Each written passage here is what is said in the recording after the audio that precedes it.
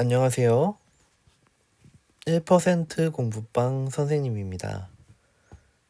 우리 초등 저학년 친구들이 분수를 특히 어려워하는데요.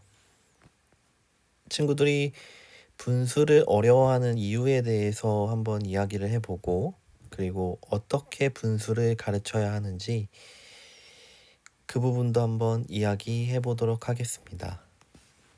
먼저 친구들이 분수를 어려워하는 이유가 이 분수가 나타내는 수의 크기가 직관적으로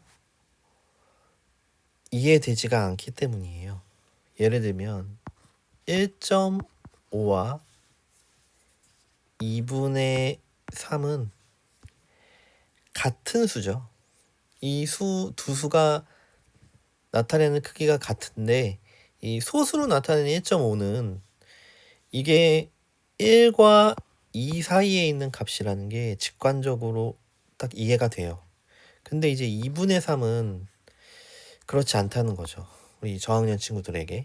그렇기 때문에 이게 계속 어렵게 느껴지고요. 또 이 수를 더하거나 뺄 때도 뭐 1.5 더하기 1.5를 하게 되면 이게 두 자릿수 덧셈을 하듯이 그대로 더하면 이게 이런 식으로 합을 구할 수가 있는데 이제 분수들을 더할 때는 우리가 이제 기존에 해오던 이런 두 자릿수, 세 자릿수 덧셈과는 다른 방식이기 때문에 여기서 또 어려움을 겪게 돼요. 그래서 이 분수를 이해하기 위해서는 이제 두 가지 방식을 같이 병행해서 수업을 해야 되는데, 첫 번째, 분수가 의미하는 상황을 떠올리는 훈련과 분수를 활용한 계산 훈련, 이제 문제 해결력이 되겠죠. 이 두 가지를 같이 해줘야 돼요. 그 이유가 먼저 이제 분수가 의미하는 상황을 떠올리는 훈련이 무슨 뜻이냐면, 예를 들면 3분의 8. 이 분수라는 게 결국엔 분자를 분모로 나눈 수가 되거든요. 그러니까 예를 들면 8개의 빵, 이걸 빵이라고 생각을 하면 돼요. 빵의 개수. 8개의 빵을 3명의 사람이 나눠서 먹는 상황을 생각을 하는 거죠. 그러면 그때 한 명이 먹는 빵의 양이 이 3분의 8이라는 숫자가 의미하는 값이 되거든요. 우리 생각을 해보면 눈앞에 빵이 이렇게 8개가 있고 이걸 3명의 사람이서 나눠 먹는다면 1인당 일단 2개씩 이렇게 먹고 남은 2개를 이렇게 쪼개서 나눠 먹어야 되겠죠. 그러면 이 빵이 2개 먹을 때보다는 조금 더 많이 먹고 3개 먹을 때보다는 1인당 먹는 양의 수가 좀 적게 먹겠구나. 이런 식으로 이 수가 나타내는 값이 대략적으로 얼마인지를 조금씩 이해하는 훈련들을 해 나가야 돼요. 그럼 이제 그럼 3분의 8과 4분의 9 이런 것들도 이제 이런 거 사실 정확한 크기의 비교는 통분이라는 걸 배워야 알 수 있겠지만 8개의 빵을 3명이서 나눠 먹는 것과 9개의 빵을 4명이서 나눠 먹을 때 어떨 때 한 명이 더 많이 먹게 되는지 이런 것들 조금씩 고민을 해보면서 어떤 상황이 빵을 더 많이 먹게 되는지 이런 것들을 비교하다 보면 이 분수 자체로 받아들이는 훈련을 하게 되는 거예요.